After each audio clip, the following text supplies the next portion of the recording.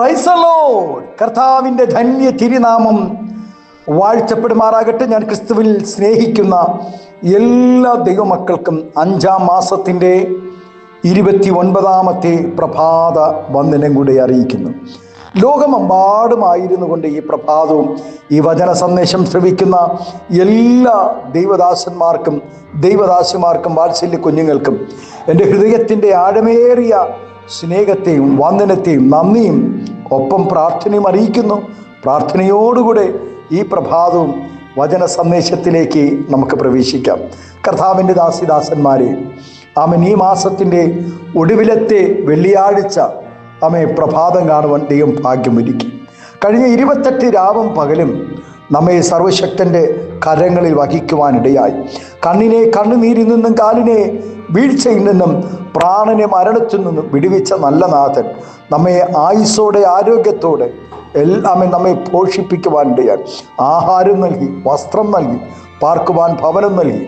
നമ്മുടെ യാത്രകളിൽ നമ്മോട് കൂടെയിരുന്നു. നമ്മുടെ പ്രിയപ്പെട്ടവർ ഉപജീവന മാർഗങ്ങളിൽ കടന്നുപോയപ്പോൾ, വിദ്യാഭ്യാസ മേഖലകളിൽ നമ്മുടെ കുഞ്ഞുങ്ങളായിരിക്കുമ്പോൾ, അവിടെ എല്ലാം ദൂരത്തും ചാരത്തും രാജ്യത്തിനകത്തും പുറത്തുമായി ദൈവം നമ്മെ അവിടെ എവിടെയായി സൂക്ഷിച്ച് പരിപാലിക്കുവാനിടയായി. വാർദ്ധക്യ നാളുകളിൽ നല്ല തക്ക തുണയായി ദൈവം കൂടെ നിന്ന് നമ്മെ പരിപാലിച്ചു. ഹല്ലേലൂയ. നരയോളം ചുമക്കുമെന്ന് വാഗ്ദത്തം ചെയ്ത നല്ല കർത്താവ്, അന്ത്യത്തോളം വഴി നടത്തുമെന്ന് അരുളിയ നല്ല കർത്താവ് നമ്മോട് കൂടെയുണ്ട്. ഇന്ന് പ്രഭാതം ഭാരപ്പെടേണ്ട കുഞ്ഞെ ദൈവം കരുതും. ദൈവകരങ്ങൾ നമ്മെ ഏൽപ്പിക്കാം. 142-ാം സങ്കീർത്തനത്തിൽ സങ്കീർത്തനക്കാരൻ പാടുന്നു, എൻ്റെ ആത്മാവിൻ്റെ ഉള്ളിൽ വിഷാദിച്ചിരിക്കുമ്പോൾ നീ എൻ്റെ പാതയെ അറിയുന്നു. ഏതൊരു വ്യക്തിയുടെയും ഹൃദയനിലയും ആവശ്യങ്ങളും വേദനയും ദുഃഖങ്ങളും നല്ലതുപോലെ അറിയുവാൻ കഴിയുന്ന മറ്റൊരു മനുഷ്യനും ലോകത്തില്ല. പലപ്പോഴും ഘട്ടങ്ങളിലും പീഡനങ്ങളിലും നാം ഒറ്റപ്പെട്ടു പോവുകയും ചെയ്യാം. നമ്മുടെ ജീവിതത്തിൽ കഷ്ടതകളും വേദനകളും വരുമ്പോൾ എല്ലാവരും ഓടി മറിയും. നമ്മെ ആശ്വസിപ്പിക്കുവാനും നമ്മുടെ ദുഃഖങ്ങൾ പങ്കുവെക്കുവാനും ആരെങ്കിലും നമ്മോടുകൂടെ ഉണ്ടായിരുന്നുവെങ്കിൽ എന്ന് നാം ആശിച്ചു പോകുന്ന സന്ദർഭങ്ങളും ഉണ്ടാകാം. അതുപോലെ പ്രശ്നസങ്കീർണമായ ജീവിതത്തിൽ ഒറ്റപ്പെട്ടു പോയ ഒരു ഭക്തൻ്റെ ഉറച്ച നിലവിളിയാണ് നാം ഇവിടെ വായിക്കുവാനിടയായി. തൻ്റെ ദയനീയവും ദാരുണവുമായ ദുഃഖസ്ഥിതിയിൽ തനിക്ക് ആരും ഇല്ല എന്നും തനിക്ക് വേണ്ടി കരുതുവാൻ ആരുമില്ലെന്നുമുള്ള തൻ്റെ നിസ്സഹായതയും നിരാശയും ഭക്തനെ അസ്വസ്ഥനാക്കുന്നു. ആകയാൽ താൻ ഉറച്ച ശബ്ദത്തോടെ ദൈവത്തോട് നിലവിളിക്കുകയും ദൈവം തൻ്റെ പ്രാർത്ഥന കേട്ട് തനിക്കുത്തരം അരുളുകയും ചെയ്തെന്ന് ഭക്തൻ പിന്നത്തേതിൽ പറയുന്നു. ആമേൻ. എന്നെ അറിയാൻ ആരുമില്ലെന്നും എനിക്ക് ദൈവമല്ലാതെ മറ്റാരുമില്ല എന്നുമുള്ള രോധനം നാം പലരിൽ നിന്നും പലപ്പോഴും കേൾക്കാറുണ്ട്. സത്യത്തിൽ ദൈവം നമ്മോടുകൂടെ ഉണ്ടെങ്കിൽ പിന്നെ മറ്റാരാണ് നമ്മോടുകൂടെ വേണ്ടത്? അഥവാ ദൈവം കൂടെ ഇല്ലാതെ മറ്റാരെല്ലാം കൂടെ ഉണ്ടായിട്ടും നമുക്കെന്ത് പ്രയോജനം? ഗിദെയോൻ പറയുന്നു, യഹോവ നമ്മോട് കൂടെ ഉണ്ടെങ്കിൽ പിന്നെ ഇതൊക്കെയും നമുക്ക് ഭവിക്കുന്നത് എങ്ങനെ?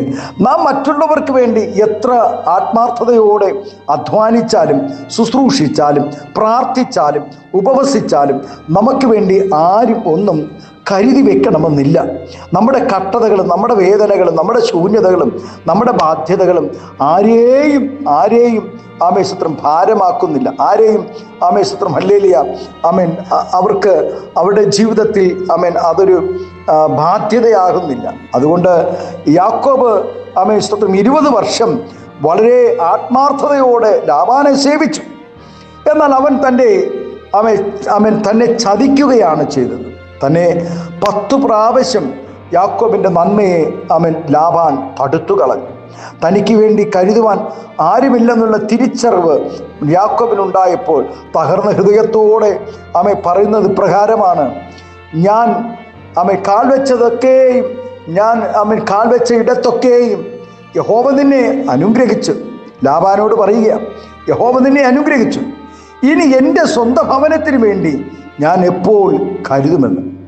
എന്നാൽ നമ്മെ അറിയുകയും എപ്പോഴും നമ്മോടുകൂടെ ഇരിക്കുകയും നമ്മെ സഹായിക്കുകയും നമുക്ക് വേണ്ടി കരുതുകയും ചെയ്യുന്ന ഒരു നല്ല കർത്താവ് നമുക്കുണ്ട്. ആമേൻ. ആ ദൈവത്തിൻ്റെ കരുതലിൻ്റെയും അറിവിൻ്റെയും മാഹാത്മ്യത്തെക്കുറിച്ച് നാം അറിയാതെ പോകരുത്.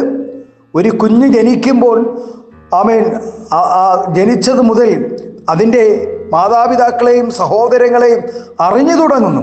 തുടർന്ന് വരുന്ന ദിനങ്ങളിലെല്ലാം അവൻ താൻ കണ്ടും കേട്ടും വരുന്ന വ്യക്തികളെ പരിചയപ്പെട്ടു തുടങ്ങുന്നു. എല്ലാ അറിവുകൾക്കും ഒരു പരിധിയും പരിമിതിയുമുണ്ട്. എന്നാൽ സർവജ്ഞാനിയായ ദൈവം സ്തോത്രം ജനിക്കുന്നതിന് എത്രയോ കാലങ്ങൾക്ക് മുമ്പ് തന്നെ നമ്മെ നന്നായി അറിയുന്നു. ഈ പ്രപഞ്ചം ഉണ്ടാകുന്നതിന് മുമ്പേ ദൈവം നമ്മെ കണ്ടിരുന്നു എന്ന് തിരുവചനം പറയുന്നു. നാം നമ്മുടെ അമ്മയുടെ ഉദരത്തിൽ നിന്ന് പുറത്തു വരുന്നതിന് മുമ്പേ ദൈവം നമ്മെ അറിയുകയും വേർതിരിച്ച് നമ്മെ പേർ ചൊല്ലി വിളിക്കുകയും ചെയ്തിരിക്കുന്നു എന്നുള്ളത് എത്രയോ അത്ഭുതമാണ്. ഓരോ മനുഷ്യരും വ്യത്യസ്ത സ്വഭാവമുള്ളവരാണ്. ചിലർ മത്സര സ്വഭാവമുള്ളവരായിരിക്കും. എത്ര തന്നെ പറഞ്ഞാലും എന്തു തന്നെ കേട്ടാലും അവർ മത്സരമുള്ളവരായിരിക്കും. എന്നാൽ മറ്റു ചിലർ ഭോഷത്വം പ്രവർത്തിക്കുന്നവരായിരിക്കും. നല്ല ആലോചനകളെ അവർക്ക് എത്ര പറഞ്ഞു കൊടുത്താലും അവർ ഭോഷത്വമേ അവർ ചെയ്യത്തുള്ളൂ. ഹല്ലേലൂയ. വേറെ ചിലർ നഥനയേലിനെ പോലെ കപടമില്ലാത്തവർ ആയിരിക്കും. നല്ല സ്വഭാവമുള്ളവരായിരിക്കും. മറ്റുള്ളവരെ സഹായിക്കണമെന്നും മറ്റുള്ളവരുടെ കഷ്ടത കണ്ട് അവരെ സ്തോത്രം കരം പിടിച്ച് നടത്തണമെന്നും ഒക്കെ ഒരു ആത്മാർത്ഥമായ നഥനയേലിനെ പോലെ കപടമില്ലാത്ത സ്നേഹം അവരിലുണ്ടായിരിക്കും. മറ്റു ചിലർ വേറെ സ്വഭാവമായിരിക്കും ഉള്ളത്. എന്തു വന്നാലും എല്ലാ മനുഷ്യരുടെയും സ്വഭാവം ദൈവം അറിയുകയും അവരെ എല്ലാം ദൈവം വഹിക്കുകയും സഹിക്കുകയും ചെയ്യുന്നു. പ്രിയ ദൈവവേദനേ, നമ്മൾ പ്രാർത്ഥിക്കുന്നതിന് മുമ്പ് തന്നെ നമ്മുടെ ആവശ്യം ഇന്നതെന്ന് ദൈവം അറിയുന്നു. നമ്മുടെ ആവശ്യങ്ങൾ അറിയുകയും നമ്മെ പോറ്റുകയും ചെയ്യുവാൻ അവിടുന്ന് ശക്തനാണ്. ഏകദേശം 30 ലക്ഷം വരുന്ന ഇസ്രായേൽ സംഘത്തെ മരുഭൂമിയിൽ 40 വർഷം തുടർച്ചയായി ദൈവം പോറ്റിയെങ്കിൽ യേശുവിൻ്റെ നാമത്തിൽ ഹല്ലേലൂയ.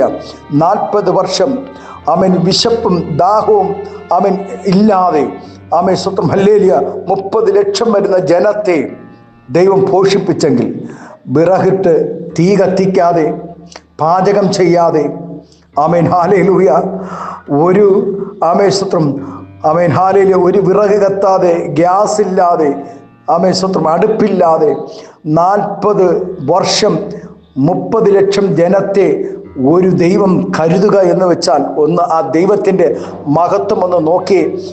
ഏലിയാവിനെ പോറ്റുവാൻ തൻ്റെ ദൂതനെ അയച്ചതുപോലെ നമ്മെ നിശ്ചയമായും അവിടുന്ന് പോഷിപ്പിക്കുകയും ആഹാരം, വസ്ത്രം, പാർപ്പിടം എന്നിവ മാത്രമല്ല നമ്മുടെ എല്ലാ ആവശ്യങ്ങളും എല്ലാം നടത്തി തരുവാൻ അവിടുന്ന് ശക്തനാണ്. ഇന്ന് പ്രഭാതം സങ്കീർത്തനക്കാരനോടുകൂടെ നമുക്കും പറയാം, ആമേൻ ഹല്ലേലൂയ. എൻ്റെ ആത്മാവ് ഉള്ളിൽ വിഷാദിച്ചിരിക്കുമ്പോൾ നീ എൻ്റെ പാതയെ അറിയുന്നു. നമ്മുടെ അനേക പ്രിയപ്പെട്ട വിഷാദ രോഗങ്ങളിലേക്ക് പോയിക്കൊണ്ടിരിക്കുന്നു. മക്കളെ ഓർത്ത് വിഷാദിക്കുന്നു, കുടുംബജീവിതങ്ങളെ ഓർത്ത് വിഷാദിക്കുന്നു, ഭാര്യയെ ഓർത്ത്, ഭർത്താവിനെ ഓർത്ത് വിഷാദിക്കുന്നു. അങ്ങനെ ഓരോ ദിനവും മനുഷ്യൻ വിഷാദ രോഗികളായി മാറിക്കൊണ്ടിരിക്കുമ്പോൾ തിരുവചനം പറയുന്നു, സ്തോത്രം, എൻ്റെ പാതയെ ദൈവം അറിയുന്നു. ഇന്ന് പ്രഭാതം നമ്മുടെ പാതയെ അറിയുന്ന ദൈവകരങ്ങളിൽ നമ്മെ ഏൽപ്പിച്ചു കൊടുക്കാം. നമുക്ക് പ്രാർത്ഥിക്കാം. പരിശുദ്ധ പിതാവേ, സ്നേഹവാനായ ഞങ്ങളുടെ നല്ല ദൈവമേ, അനുഗ്രഹം പ്രശാന്തമായ നല്ല പ്രഭാതത്തിനായി നന്ദി നിറഞ്ഞ ഹൃദയത്തോടെ സ്തോത്രം ചെയ്യുന്നു. ഇന്ന് പ്രഭാതം കർത്താവെ, ആത്മാവ് ഉള്ളിൽ വിഷാദിച്ച് ഞരങ്ങുന്ന ഒത്തിരി പ്രിയപ്പെട്ടവരുണ്ട്. പലവിധമായ പ്രതികൂലത്തിൻ്റെ നടുവിൽ, സാമ്പത്തിക ബാധ്യതയുടെ നടുവിൽ സ്തോത്രം കർത്താവ്, തലമുറകളെ ഓർത്തുള്ള ഭാരങ്ങൾ, കുടുംബജീവിതങ്ങളെ ഓർത്തുള്ള ഭാരങ്ങൾ, രോഗങ്ങളെ ഓർത്തുള്ള ഭാരങ്ങൾ, ഇന്ന് പ്രഭാതം ഏതൊക്കെ വിഷയങ്ങളിൽ വിഷാദിച്ച് ഭാരപ്പെടുന്നു അവരുടെ പാതകളെ അറിഞ്ഞ് നന്നായി എൻ്റെ സ്വർഗത്തിലധികം അവരെ നടത്തണമേ എന്ന് പ്രാർത്ഥിക്കുന്നു. ഈ ഭൂമിയിലെ എല്ലാവിധമായ നന്മകളും അനുഗ്രഹങ്ങളും പകരണം. ആയുസ്സും ദീർഘായുസ്സും കൊണ്ട് നിറയ്ക്കണം. സമാധാനവും സന്തോഷവും പകരണം. കർത്താവേ, രാജ്യങ്ങൾക്ക് സമാധാനമുണ്ടാകട്ടെ.